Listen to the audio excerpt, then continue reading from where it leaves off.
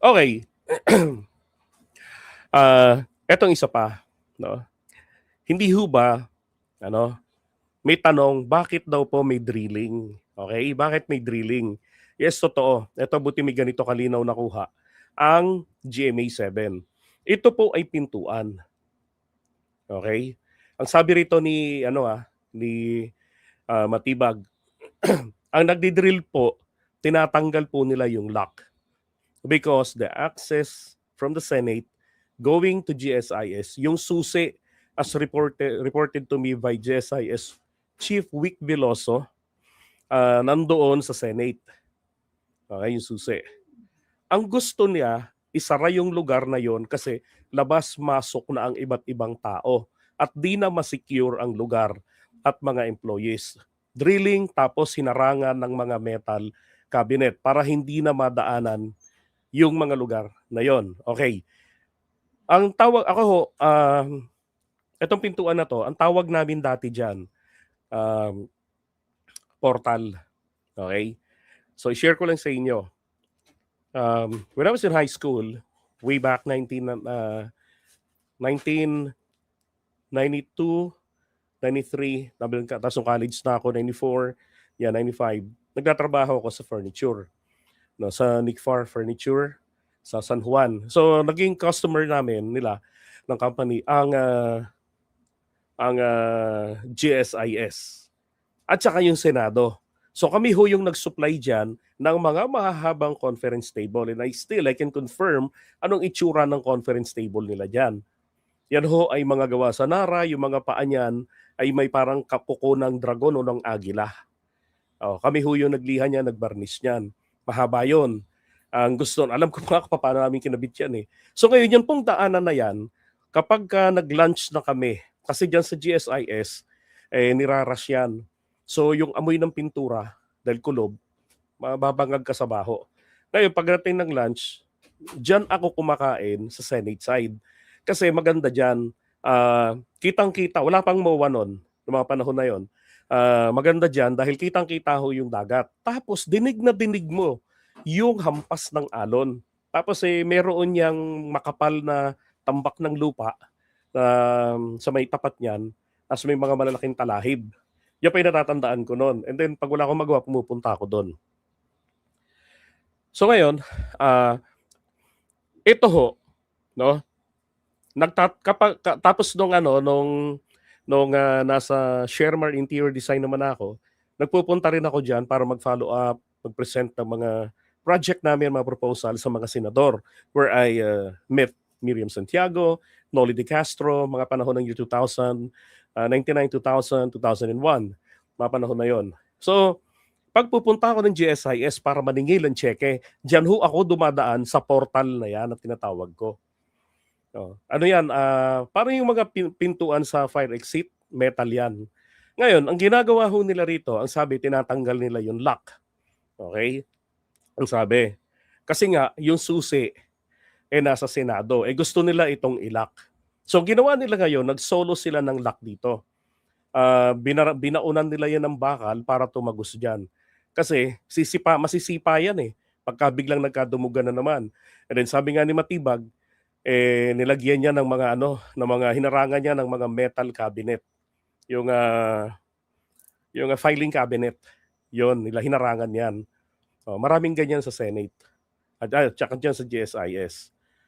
Kaya nung makita ko yan, sabi ko, shit, familiar, naalala ko na naman yung panahon na nagpupunta ako diyan.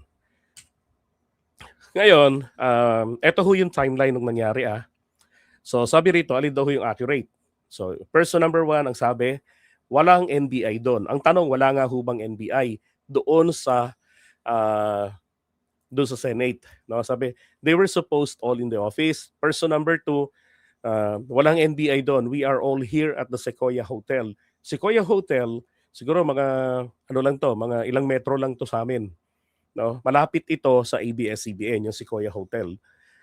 Sabi niya, for a 3-day planning activity and had been there a whole day. Sabi pa nga niya ni Matibag sa interview kagabi, kina Karen Davila, magpapunta kayo ng Karen ba yun o si Karina. Basta sabi niya, magpapunta kayo ng tao rito. Sabi niya, ng mga reporter. Now, sabi, person number 1, person number 2, no NBI personnel were there. Netizens and NBI and media, NBI personnel were spotted, and people came with receipts, videos, screenshots, and live footage. So hindi malinaw kung nasaan yung mga taga-NBI. Mamaya, yung video papakita ko sa inyo. Now, based on our review of the timeline, we can be wrong though. Yan, by around 6 p.m., reports already referred to NBI agents. And allegedly, a helicopter, yes, merong helicopter kahapon near the Senate. Akala ko nga yun yung gagamitin kibato. I-airlift siya pagka nakuha. Kasi may helipad dyan sa GSIS. GSIS building na yan. At saka sa may Senate.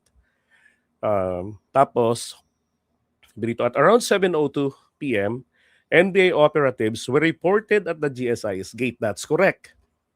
And I have video also about that. The Senate and videos were recorded of men wearing NBI marked vests near the Senate ledge area. Between 7 p.m. 7:30, approximately 5 vehicles carrying allegedly NBI operatives were reported near the gate of the GSIS.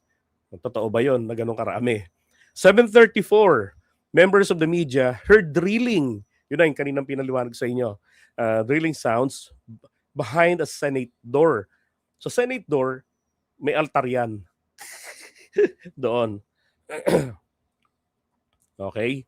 Sabi, the actual words captured in the video, hindi kasi dito yung action na yon. Yung action scene, sabi. Kasama namin yung NBI ngayon. Ito yung mga nagdi-drill. Okay? Sila yung may access dito. Hatch. And akala dito tayo papasok. Sabi. And then by around 7:46 p.m., OSAA personnel, kasi nga, ba't sila papasok? Gusto kasi nilang kunin yung susi na nasa Senate. Isa pa, GSIS ang may-ari ng compound na yan nangungupahan lang ang Senado. Tapos nasa Senate pa yung susi. Diba? Tapos yung mga tao, labas-pasok yun sa kanila sa portal na yan. Now, sabi, OSAA, 7:46, OSAA personnel, PSPG. Bakit may PSPG? AFP Marines. Ang AFP Marines po, mga residente talaga yan dyan. Naging senador si PBBM, kaya alam niya yan na dyan talaga may detachment ang Marines. Diba? Ang papel ho, kung maalala ko nyo lang kahapon, ang papel ho ng mga Marines dyan ay mag-e-escort pagpasok ng articles of impeachment. Yun ang sabi sa report. Kasi dineliver na rin kahapon o kagabi. So nagkasabay. Tapos nakitaan din na sa video etong OSAA si Aplaska na nagsuot ng bulletproof vest, di ba? Yun pala mamamaril. Oh. Shortly after 7:57 p.m., successive gunshot sounds between 27 to 30, yung ba warning, were heard on live coverage, after which the camera lights were disabled. Shortly before 8 p.m., NBI personnel in their vans were spotted leaving the GSIS compound.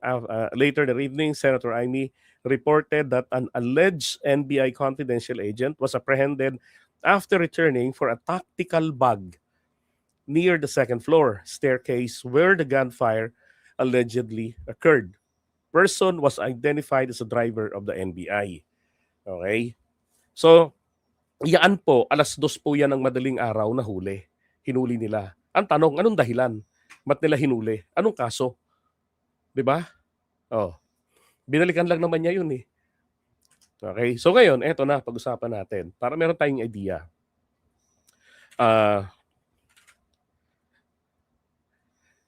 Ano pala, pakita ko muna sa inyo yung video nun. Teka ha. Nasaan siya?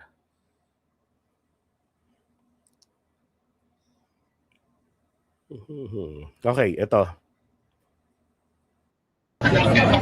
So ito si Aplaska, nagsuot ng bulletproof vest.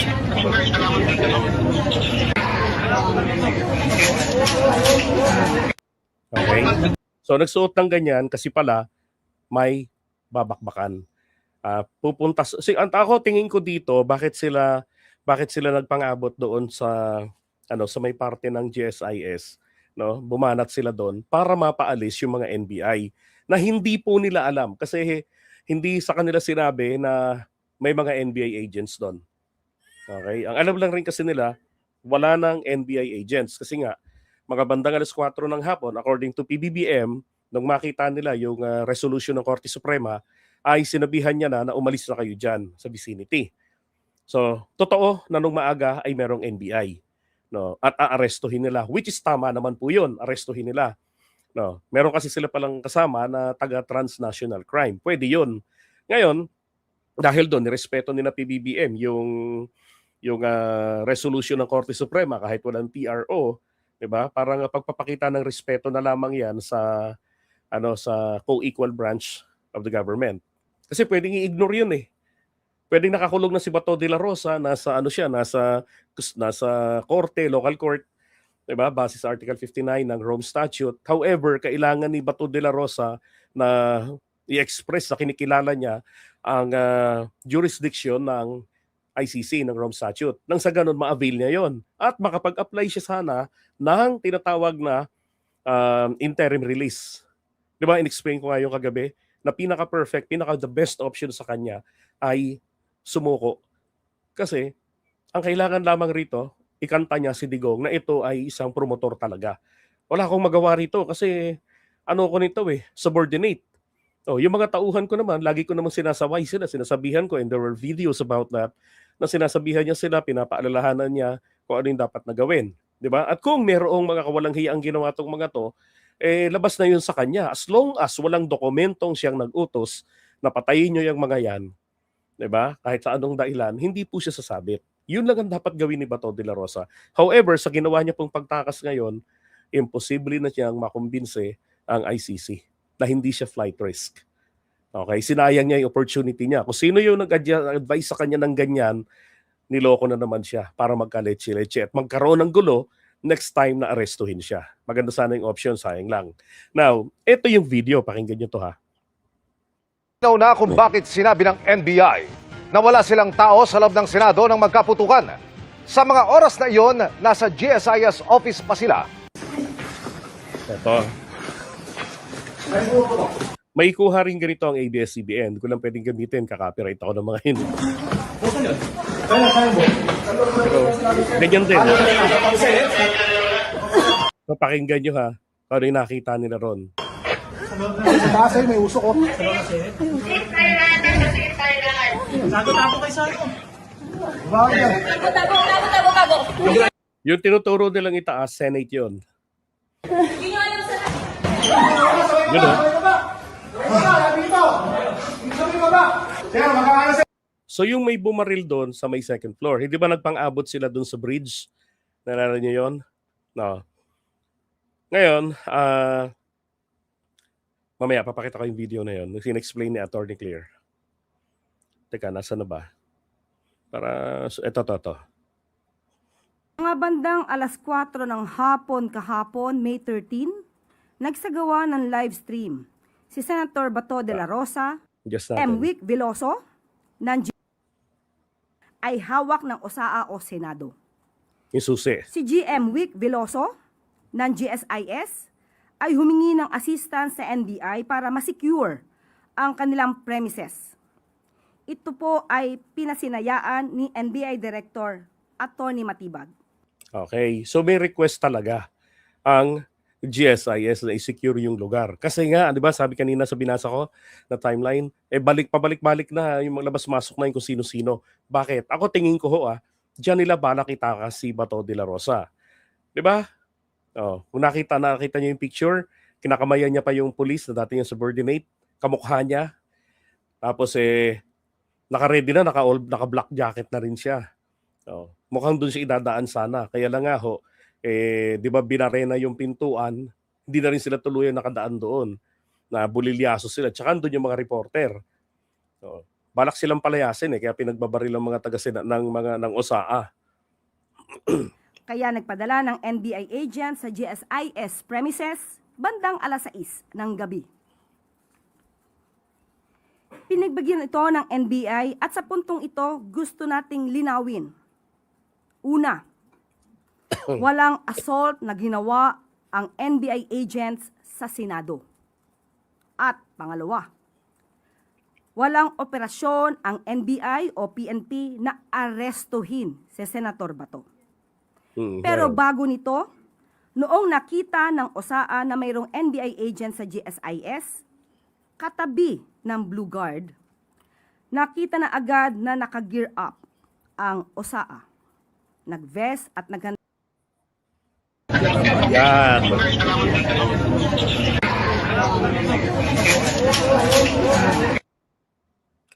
Yan yun. Diba? At naririnig din natin sa kabilang side itong putok. Ayun po, naka-standby po. Yung mga tauhan ng NBI. Ayan. Ayan. Base po sa mga ahente natin sa NBI, galing po sa ground floor ng Senate itong sunod-sunod na putok ng baril na naririnig po natin. Emil, nasa GSS compound ang mga ahente ng NBI 1 oras bago naganap ang palitan ng putok. Okay. So sakto ron sa sinasabi ni Auntie Claire, 'di ba? Hati kasi Emil, no, sa isang gusali ang tanggapan ng Senado at ang GSIS. Ayon na Emil sa NBI ay pag-secure sa GSIS at hindi pag-aasol sa Senado ang pakay ng kanilang mga ahente.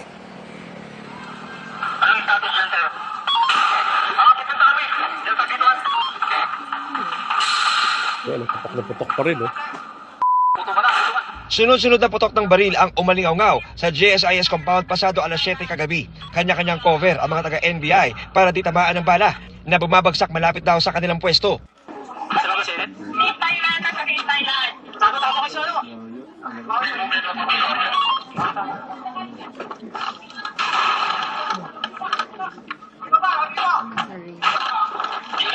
Okay, ito kuha ito ng mga yung mga nando sa labas saka yung may van yan eh. Yung NBI na nando sa may gate, binabakbakan inaalala nila baka targetin ang NBI kasi talagang intention talaga ng OSAA pumatay ng NBI agents. Parang ang lalim ng galit nila sa mga taga-NBI, napansin ko lang. May sniper. Sa aming vantage point sa may gate 1 ng GSIS, biglang nag-react ang nakaposting NBI agents. Iiwan niya, boss, iiwan yung van.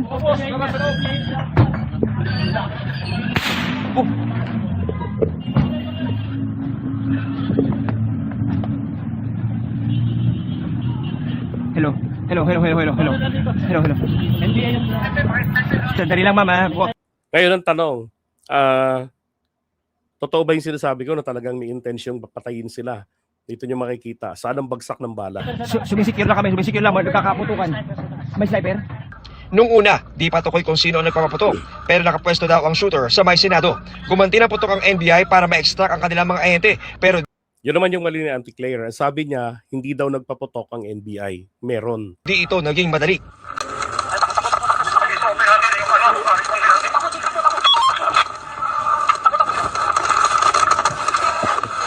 Sa mahigit 1 oras na tensyon at putok ng baril, ang lahat ng NBI agents nasa GSIS compound lamang. Pero matapos ang palitan ng putok, sinabi ng isang ahente na pinutukan sila ni Senate Sergeant at Arms Mau Aplasca.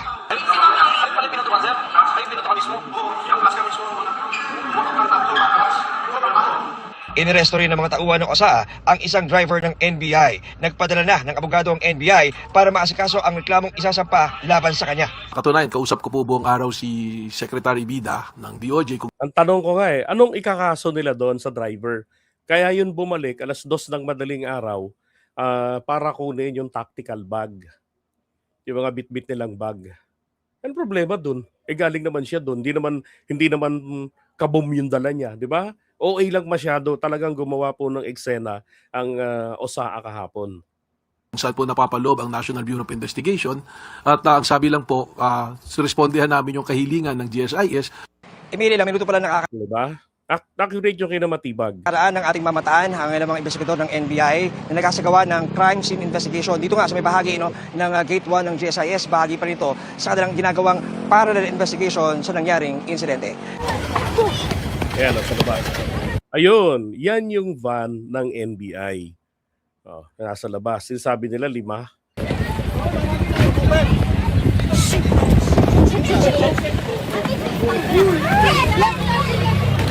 Yung mga nakaputi dyan, yung iba dyan, yung mga nagpaiwan kahapon dun sa event na ginanap dyan.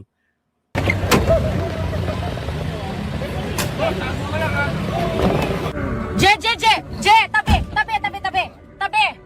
Je, tabi. Ito na yung sa loob na ng Senate. No? Mula dun sa labas, nag-i-inspection yung mga yung mga taga-Soko.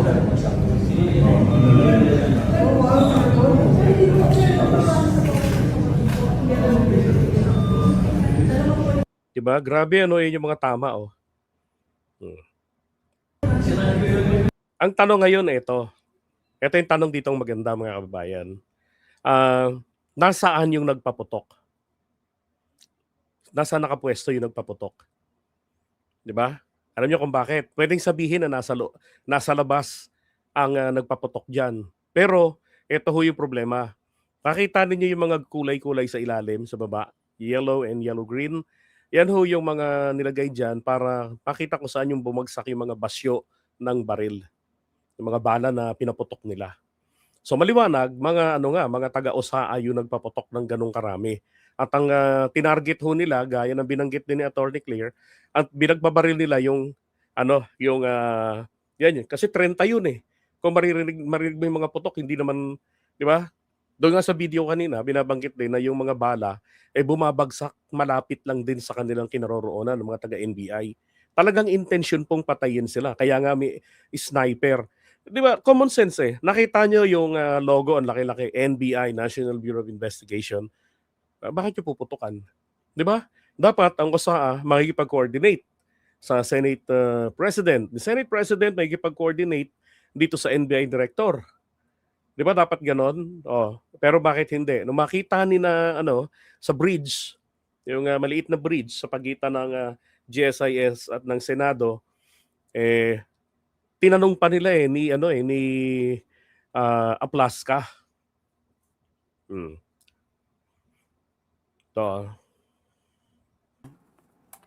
Pagdating sa bridge sa GSIS premises, tinanong ng OSAA ang NBI agent na nakaupo. Lamang kasama nga ang isang blue guard ng GSIS. Yun. Nakaupo lang doon kasama yung security guard ng GSIS. Ito na. Nagpakilala na NBI agents at nung nagsabi sila ng kanilang pagkakakilanlan, agad nagpaputok ng warning shot si Sergeant at Arms Mau Aplaska. Bakit ka magwa-warning shot? You were not under assault. 'Di ba? Tinanong mo na yung tao sino? Who the hell are you guys? 'Di ba? Sino ka? Nagpakilala. NBI agents kami.